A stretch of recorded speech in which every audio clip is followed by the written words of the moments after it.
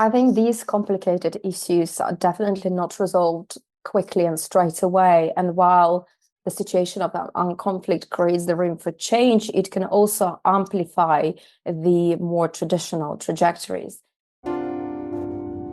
Medieval crimes are being committed. I come with clean hands. Victims of horrific crimes want justice. We don't have anything better than this. This is Asymmetrical Haircuts, your international justice podcast, with Janet Anderson and Stephanie van den Berg. All rise. Hi, Steph. Hi, Janet. So last year, the Asymmetrical Haircuts team did an interesting series together with our partners, the Hague Humanity Hub, and with UN Women in Ukraine.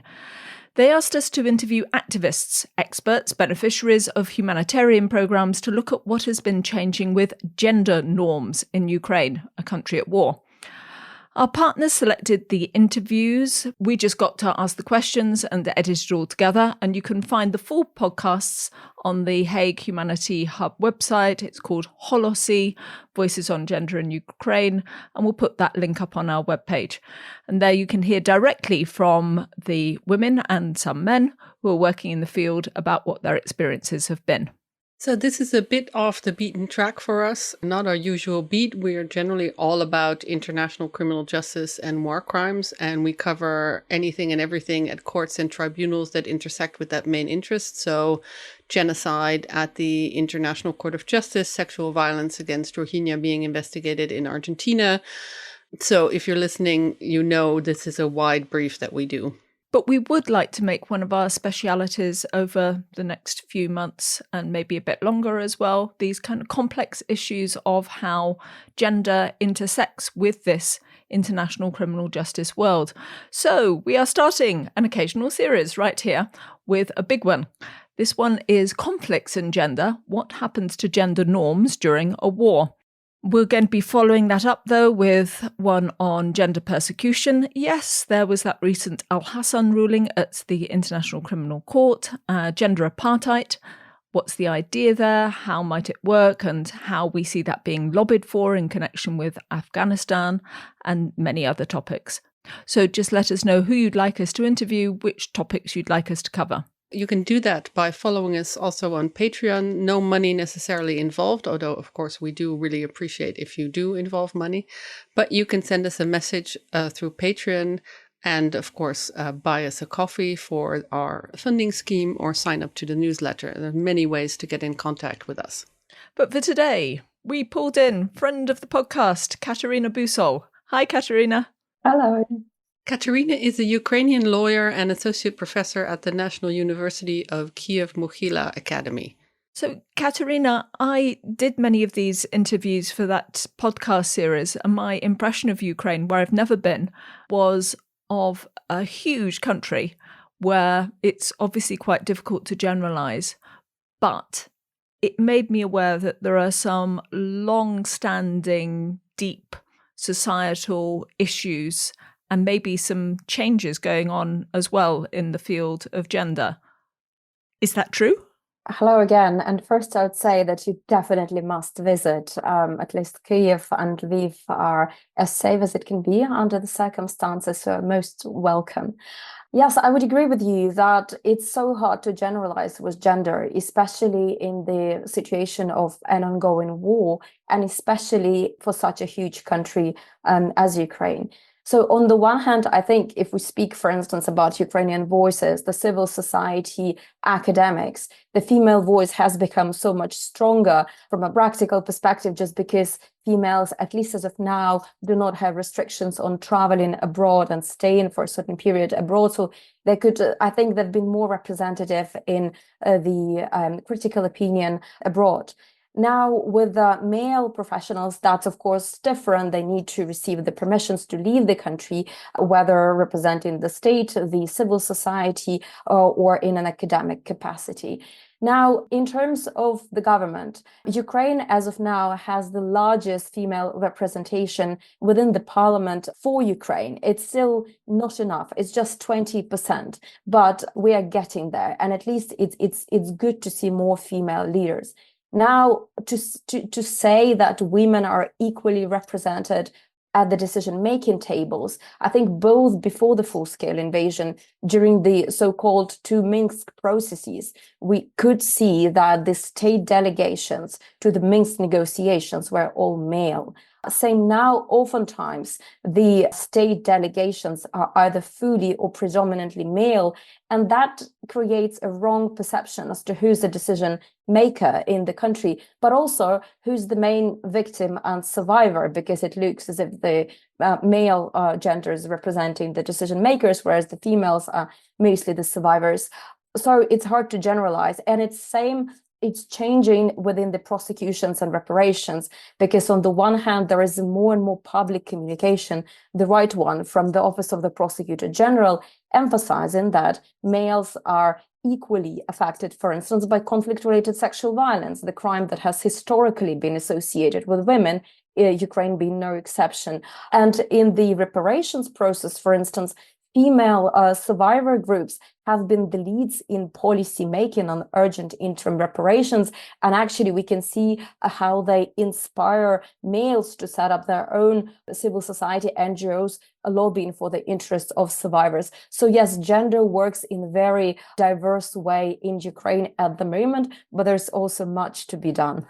We've seen this kind of influx of Ukrainian female experts also on our podcast, because we like to seek out women to interview about topics. And we were just talking about how now easy it is in a way to get women experts on Ukraine, because all the Ukrainian women experts tend to come to The Hague much easier. And if NGOs are sending representatives, then often it's women.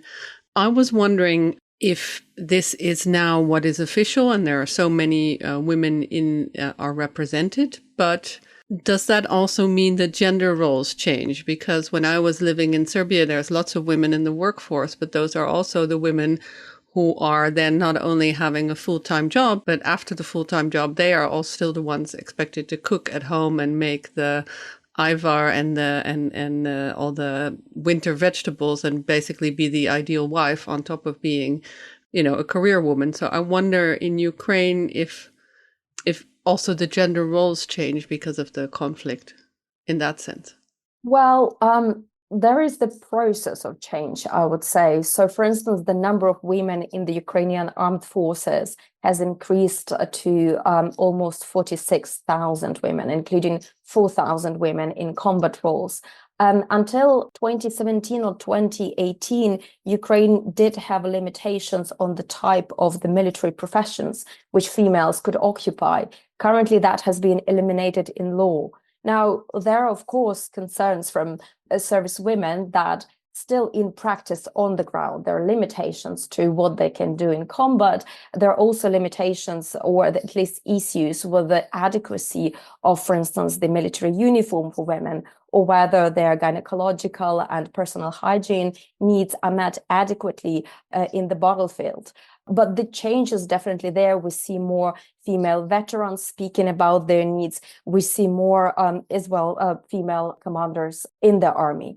Now, in terms of the females, I think you mentioned whom you often see in The Hague. Again, I think traditionally the human rights community in Ukraine has been really female-led. So it's just probably perhaps amplified during the active phase of the full-scale invasion by the fact that it's also easier for female professionals logistically to go for a business trip to The Hague and then come back. Really interesting insights there, Kateryna. Thank you. But before we go any further, I wanted to also take the opportunity to play a short clip from the podcast series that we made. This is Natalia Alexandrovna. She's the founder of a humanitarian organization called Slavic Hearts Charitable Foundation, where she works with about 200 other feminist colleagues working directly in the areas where fighting has been taking place in Ukraine, working partly on the front line, trying to make a difference to women and children who need direct help. She was speaking a little bit about women in peace negotiations, but she was also saying, I think, maybe an interesting reflection back on how you described it as well, Kateryna, that the power structures from before the war are still actually there in some cases and don't always make her job easy. And she's speaking in Ukrainian. Неможливо завжди During the war, during the conflict, women have participated in the decision-making process. But under the current circumstances, under this full-scale invasion, the role of a feminist organisation is underestimated. If we look at the current negotiations around recovery, we see a very low representation of women, and that starts with the local military administrations and goes to the higher authorities.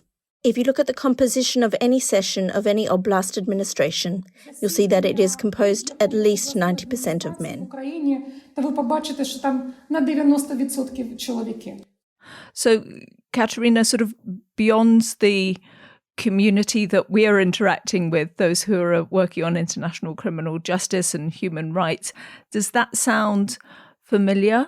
That there's still quite a lot of carryover from how it used to be?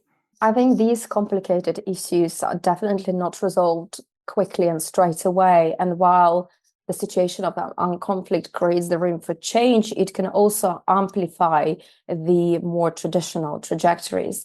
As I mentioned, it's worrisome that certain governmental delegations, including on the issues of justice, sometimes would be male-led. And even when the messaging is nuanced, for instance, when these representatives speak about sexual violence affecting women, but men and non-binary people, when they speak about the role of women for maintaining Ukrainian military effort, as well as the volunteering effort, the representation and the diversity in the representation matters. So these issues are still there.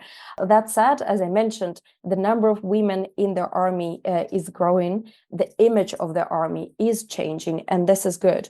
The fact that females now bear the stronger, the harsher burden of taking care of the families is undisputable, because the obligatory conscription as of now pertains only to men. So it means that there is even more concerns about childcare, the care over the relatives with additional caring needs, and that's all for women. And that's combined also with a quite dire humanitarian situation, especially in certain areas in the north, south, and northeast of the country. Essentially, women would need to really think about additional jobs and also taking care of the family. So I would just think that the situation is really not one-dimensional, but in our bubble, at least in the bubble of the human rights lawyers and those engaged in the documentation and prosecution of conflict-related crimes, I've seen the massive change since 2014 in not just female professionals engaged in the investigation, prosecution, and adjudication of conflict-related crimes, but also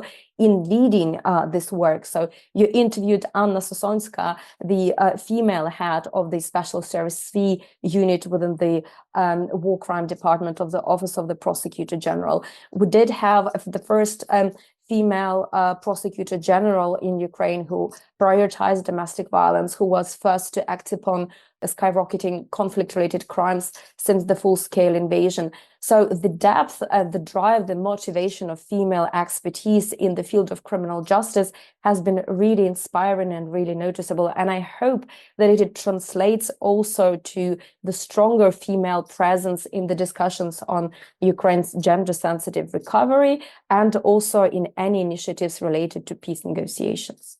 You spoke briefly about other acceptance. One area that Janet also explored in the spin-off podcast is what has been happening to Ukraine's LGBTQIA+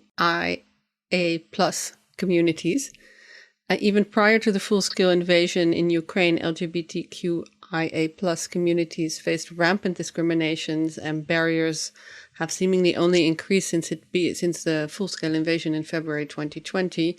And we have a little clip here of Rina Ribalko from the NGO Gender Stream explaining the situation. There is a lot of challenges which we were facing even before the full-scale invasion, but now we can talk also about challenges of war. And these challenges, they concern and they touch every Ukrainian. But for LGBTQI+ communities, this situation make inequalities which existed before even harder. For example, now, because there is no possibility to have same-sex marriages, there is huge difficulty for LGBTQI+ military because their partnerships with their loved ones do not recognized by the law, and it make LGBTQI plus people more vulnerable because spouses of those who are in the army have no rights as other Ukrainians have. For example, if LGBTQI plus person in the army got killed or got hurt, the spouse most likely will have no information and no social support because in front of the law, they're literally nobody to each other. And that is why there is a big campaign in Ukraine now for advocacy to the draft law 9103, which is connected with civil partnership to make the consequences of this discrimination softer for LGBTQ plus community. Also, I would like to add that because of the full-scale invasion, there is militarization and radicalization within the society, and this is inevitable process which connected with military conflicts, and it happens everywhere where there are military conflicts. And in this context, LGBTQI plus people are more tend to be victims of hate crimes. So there is again need to fight with this discrimination by adjusting the law, and what Gender Stream is doing to work with this discrimination is advocacy, the draft law 5488. This draft law will help to criminalize hate crimes based on homophobia, transphobia, etc. So, Kateryna, where are we on kind of equality legislation at the moment for gender nonconforming or LGBTQAI plus communities? Thank you. If I just may reflect a little bit on how the attitudes and the visibility of the LGBTQI plus persons have changed both before the full-scale invasion, but especially since the full-scale invasion. The visibility of the LGBTQI plus persons within the army has increased. They have their website, they do share their stories about the acceptance by their other service persons or the tensions happening there, but also the way they're accepted or not when they go back for a brief period of time to the civilian life. And I think this increased visibility and the understanding that these people are fighting for us, for Ukraine, for us to be able to further develop and build our country the way we want to, it does change the attitudes towards them within the wider Ukrainian population. There has been the studies from the Kyiv International Institute of Sociology saying that actually the number of Ukrainians having a positive or neutral attitude to the LGBTQI plus persons has changed, and in 2023 it has increased. The positive attitude has increased to 61%, whereas the negative decreased from 38 to 34. Again, in the time of the ongoing war, I still think it's an important development that we are seeing this change of attitudes. Now, there are, of course, certain sad examples as well. So, for instance, there was quite a widely reported incident when a serviceman was decorated with a church-related award for his military service, and then it became known that this gentleman was gay, and apparently the church withdrew the award.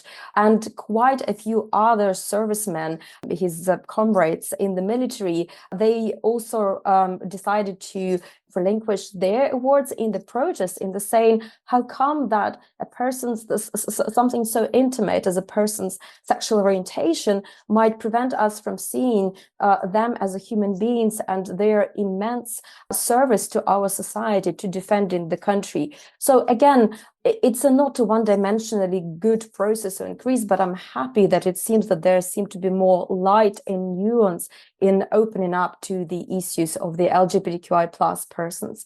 And indeed, the issue of civil partnerships, which you raised, is crucial, not only in terms of the values, but also in terms of the actual rights, because if an LGBTQI plus person who has a partner ends up in an intensive care after the battle, that partner is not considered to be a close relative, to be able to be nearby his wounded loved one in the intensive care ward.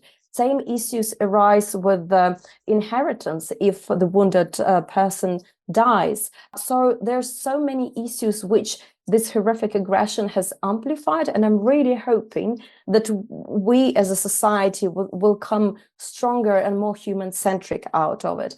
And the two things in terms of the legislation are, first, making the criminal legislation more nuanced in terms of the hate crimes, specifically pronouncing that any crime that is nourished by the hatred because of a person's actual or perceived gender identity or sexual orientation, that would be an aggravating factor for qualifying the crime and the punishment for it. And of course, the second stream of legislation is expanding the civil partnerships for the LGBTQI plus persons. Now, the leading party, which is also the president's party, the Servants of the People, they have developed two respective draft laws. They're trying to do more public advocacy and explanation as to why this is needed for not just for these people, but for us as a society. But of course, there should be more advocacy, and the actual success of this legislation will depend on the voting, which is to happen in the hopefully nearest future. But I'm happy to see that more and more members of the Ukrainian civil society are speaking to the wider public on the issues of equality, including civil partnerships for the LGBTQI plus persons, especially those who have been in combat. You've already mentioned, Kateryna, one of the areas that you work especially on, conflict-related sexual violence, that we were able to do an interview with the head of that section within the Office of the Prosecutor General, Anna Sosonska. But I'm wondering whether in your work you have had to really analyse how these long-term gender norms play a role within conflict-related sexual violence, maybe in terms of the kind of shame and the stigma that women feel about reporting, maybe in terms of the way in which people just accept that, you know, being beaten is part of being a woman. I don't know. Are there any parallels that you can draw for us there? I really admire the views of Patricia Sellers, who's a fellow and a professor at Oxford and currently the special advisor of Prosecutor Khan on slavery crimes. But she was the person who essentially built the gender-sensitive, gender-competent prosecutions within the ICTY, ICTR, and earlier at the ICC. And in one of her interviews, she says that gender identity of a perpetrator and the gender identity of a victim and a survivor and their societies matter. They matter for how perpetrators and survivors perceive sexual harms caused against them as harms, that also impacts their openness to the reporting about these crimes. And this is something which is so clearly seen in Russia's aggression against Ukraine. First, the weaponization of sexual violence by Russia is really gendered, and it's nourished by rigid traditional gender norms within Russia. To name quite a few issues, Russia has been really persecuting the LGBTQI plus persons. That culminated in the criminalization of what they call the LGBTQI plus movement or propaganda in late 2023.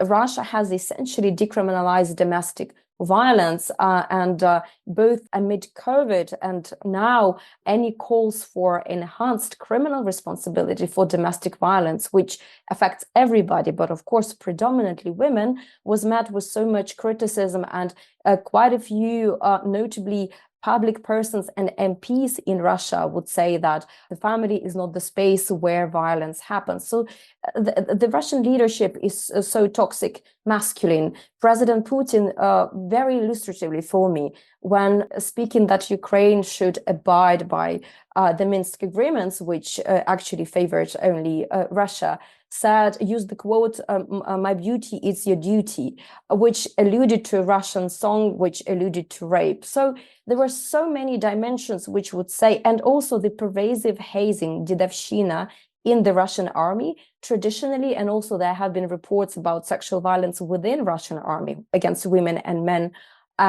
during the full-scale invasion of Ukraine. So I think this paints a very particular image of the perpetrator society on the one hand. On the other hand, in Ukraine, sexual violence has also traditionally been largely associated with women.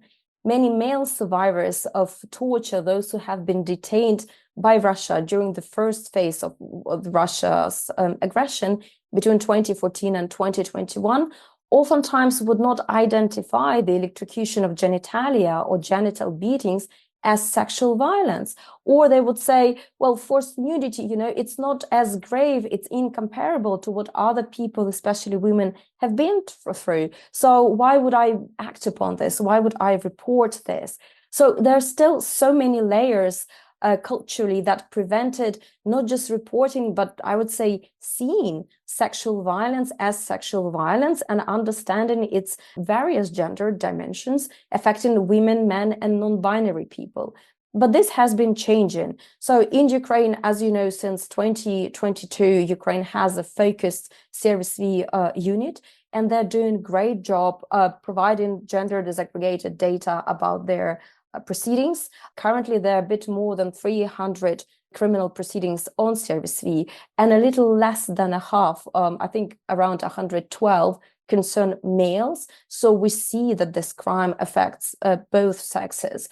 It's also important that, at least in the policy instrument of the OPG, of the Office of the Prosecutor General, for instance, in their strategy on CRSV, sexual orientation and gender identity are outlined as potential additional discriminative grounds, which should be taken into account not only in sentencing, but also in charging, in understanding the criminal conduct. But I would say the most impressive shift in seeing the nuances of victimhood and survivors' response to CRSV has been the field of reparations in Ukraine. I already mentioned that Ukraine has been developing urgent interim reparations, and the pilot is being tested at the moment. But what is crucial is that this initiative has been catalyzed by female survivors of CRSV.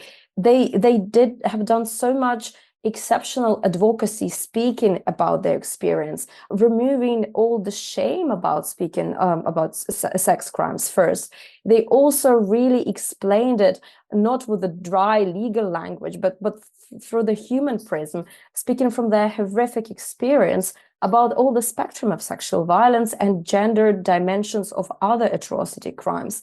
And most strikingly for me, I see female survivors as inspiration for male survivors to speak about sexual violence they have endured, and also about lobbying more attention to male survivors. So, for instance, at the recent conference in The Hague on reproductive violence, one of the members of SEMA Network Ukraine, the Organization of Women Survivors of Sexual Violence, spoke about the targeted reproductive violence and sexual mistreatment of Ukrainian males in Russian detention and occupation, about sexualized torture.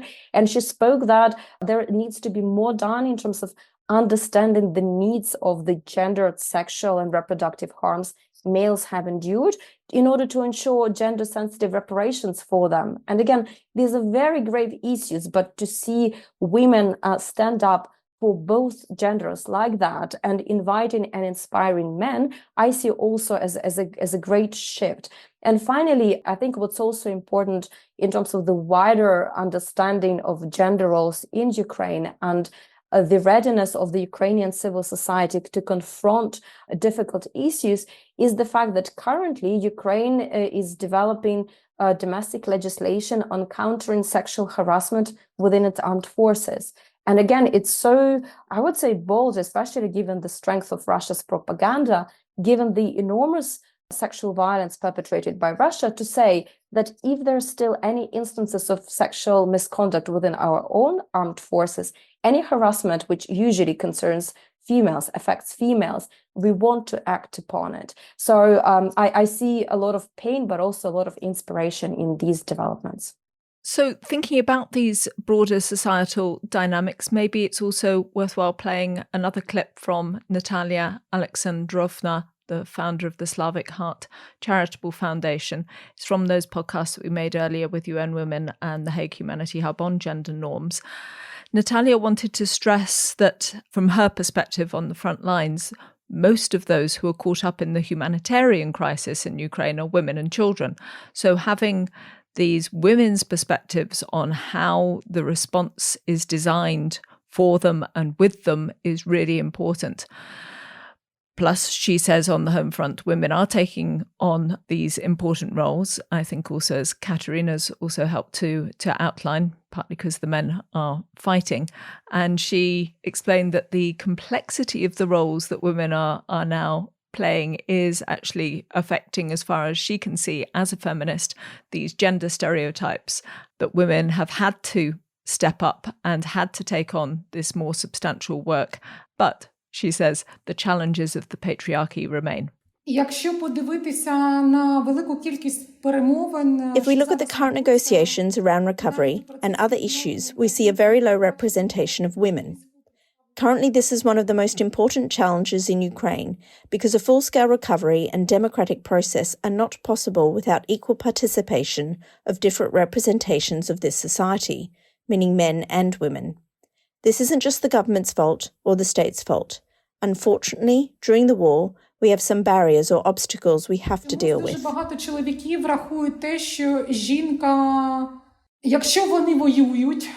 Somehow men, being on a battlefield, consider that a woman should be a caretaker, sitting at home, doing some household stuff, and that doesn't have any value. But a woman currently defends the country and is a volunteer and is a worker. She's going back home and she works there 24/7 as a mum, as a cook and as a cleaner. And every day she's facing a huge number of challenges. A woman is so busy, she has no time to think about herself, about leisure, and actually what is going to happen next.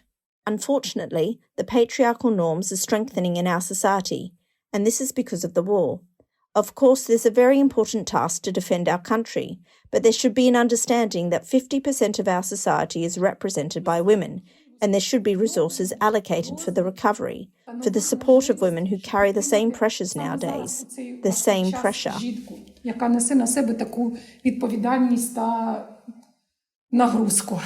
What challenge do feminist organisations face in being able to do their work on the ground amidst these hostilities? The challenges can be different. One person isn't able to get humanitarian aid, and another is unable to satisfy her own female needs. For example, things which may have been usual before the war are now a huge problem to buy. In the occupied territories, someone may have no access to water and is not able to take a shower for a couple of months. Another person has no access to psychological assistance, to legal assistance, and this is a special challenge during the war. We are glad that currently, thanks to the assistance from the UN Women, we can improve the situation regarding access to legal aid. But unfortunately, we also have lots of obstacles. First of all, we don't know English very well, and English is the language of communication with international donors. Secondly, we observe that local feminist organisations don't have access to many resources. Strengthening these local small feminist organisations is the prerequisite for the development of the feminist movement. But we see that many projects are short-term. It's not possible to change a society through short-term projects. Long-term activities, from 3 to 5 years, this is our key message to all the organisations which actually work in our field. How long do you think it will actually take to make real change to issues like gender equality? Over 6 or 9 months, you won't be able to change this society. Decades are required for people in Ukraine to understand that gender equality is not someone's vision from far away, but actually this is the path to a democratic society. It's not possible to build a democratic society with a developed economy without considering the experience and needs of at least 50% of the society, and it's very important to engage women in the recovery of this society, starting from the planning stage. Because we do have a unique 9-year experience and communication with many different diverse groups of women, that gives us an opportunity to make a project more sensitive, really inclusive for every woman from every age group or any other group in order to get maximum protection. Kateryna, does what Natalia say resonate with you? You've already briefly touched on there is change, and there's especially change in the armed forces, but does that translate into changes at home and the roles that women play in that sense? I think the concerns outlined by Natalia are actually the ones that we have seen in all wars, and especially after two world wars, when on the one hand, during the active hostilities, women would step up, and there seems that there is a larger, broader change. But then when the hostilities finish and many of them traumatized, and women as well, but the majority of still armed forces being men, would return home, and that would also reinforce traditional roles, amplified also by immense PTSD that everybody would be experiencing. And I think I just couldn't emphasize the importance of this recovery and reparations thinking, which would be gendered. First, women should be involved in the design of these programs, which are aimed to benefit them, children, the elderly, and the society, and they should be involved in the implementation as well at all stages. The medical, the psychological support for males should be sustainable, and there should be less and less stigma around it, and more public campaigns are needed here as well. And I think if these processes are there and they help soften, however possible it is to soften the very painful reintegration, the return from the conflict line, from the combat back home, I think we will hopefully have more hope for this nuanced gender change. I'm also concerned, and this is true, like we're so grateful for our armed forces for enabling us do our work, for preserving Ukraine for us. But the concern is also there as to how many possibly persons from the military, for instance, might end up taking certain official positions because of the gratitude and worshipping of the military. And as you know, currently under the constitution, because of the martial law and the ongoing war, Ukraine does not hold the elections. But the question is, if the elections are held, whether certain political forces might take advantage and take more people from the military to their parties as a bargaining chip, and how that might impact the dynamics. So I think, like what actually Anna Sosonska has mentioned to me, the 1946 for us, like for any country, would be very challenging and difficult, because it's exactly when the war finishes that we will confront all the wounds that we have. And it's important that this period, the immediate post-war new 1946 period, is not the period when patriarchy reinforces its dominance in Ukraine. I'm really like looking at least at my bubble and the people whom you know from the civil society, from the prosecution, from the government as well, that these women, despite all the challenges of the war, that they will still find the power within themselves to take the official positions and to represent the woman's voice at all levels of governance, and also the leadership in the civil society and academia.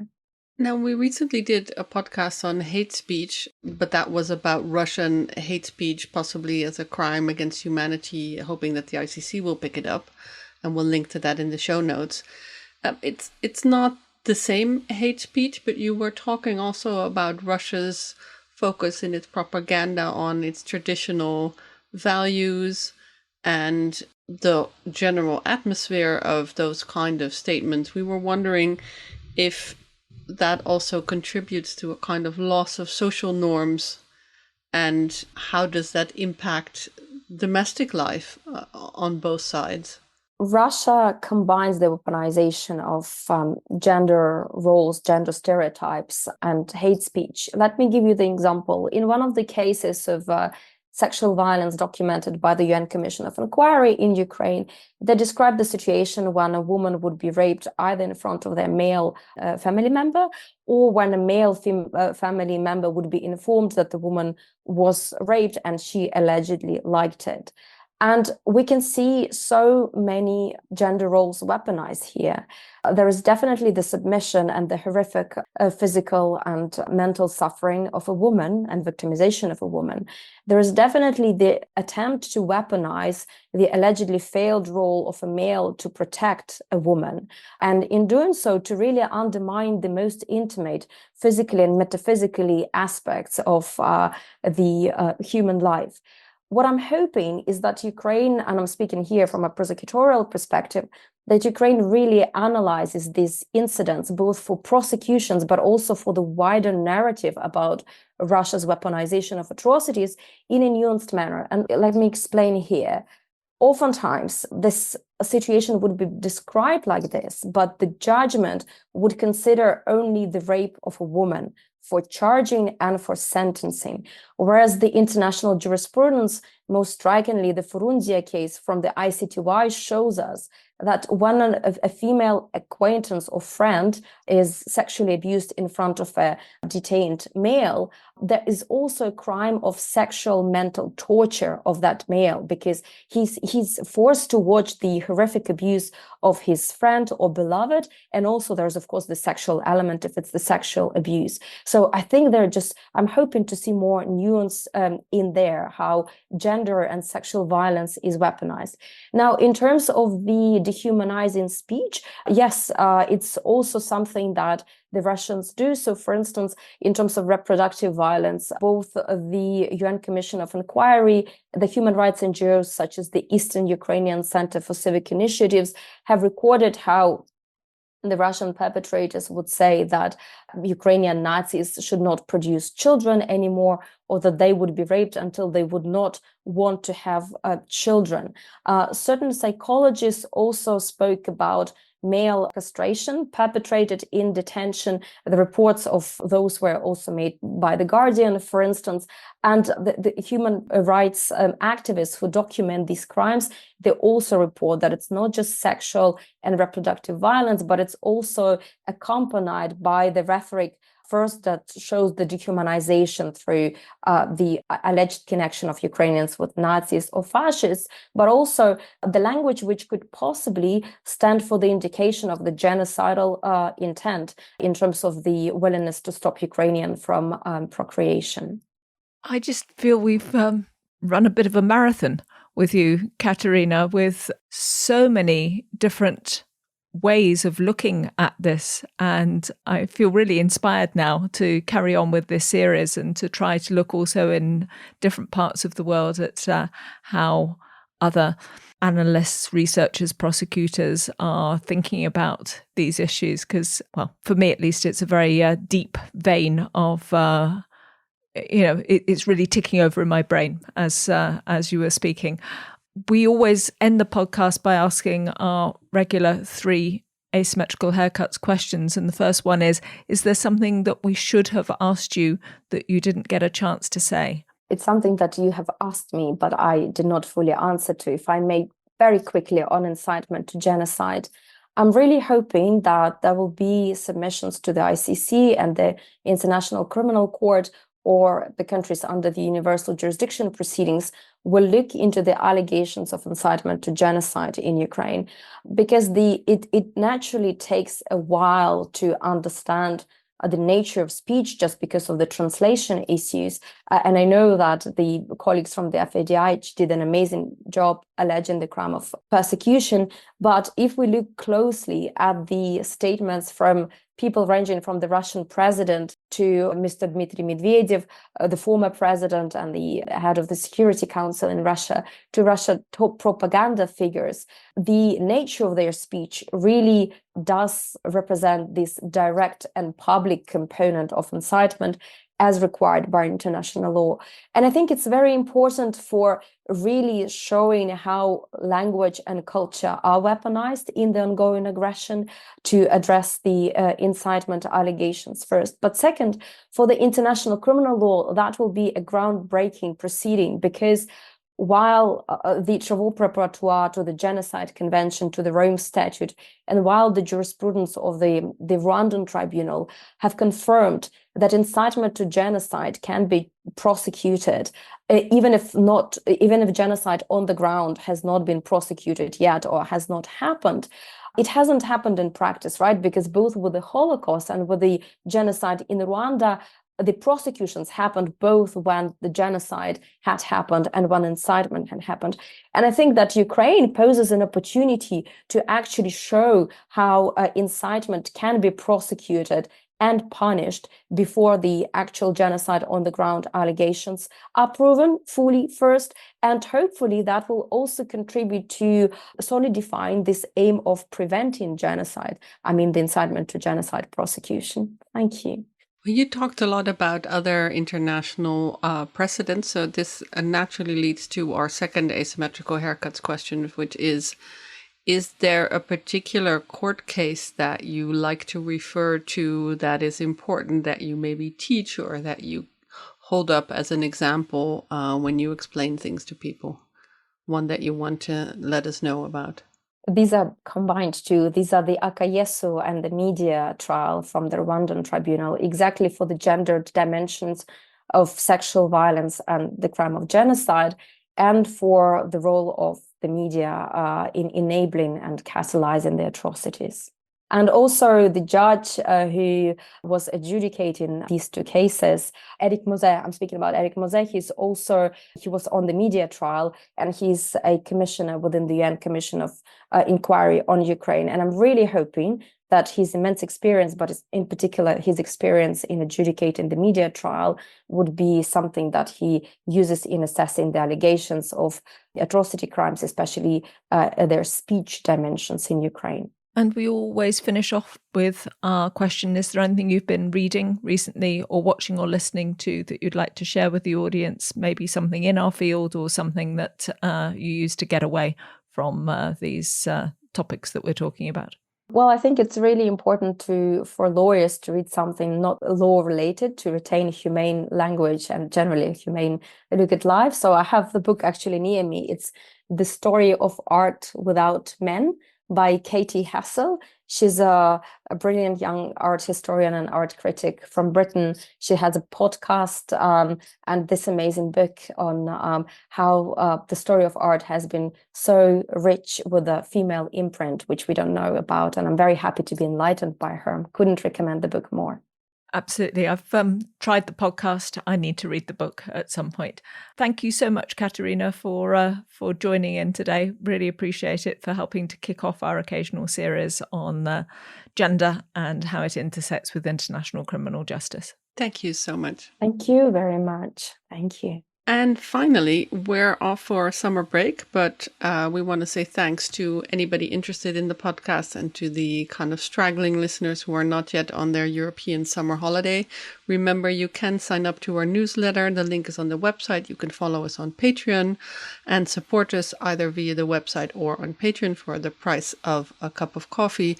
And then you can tell us what book to read and to review and what pods we should be doing.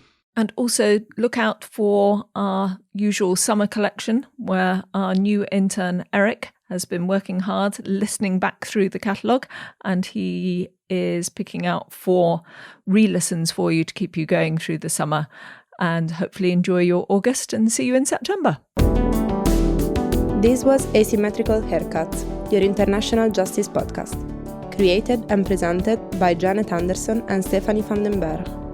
Music is by audionautics.com, and you can find show notes and everything about the podcast on asymmetricalhaircuts.com. This show is available on every major podcast service, so please subscribe, give us a rating, and spread the word.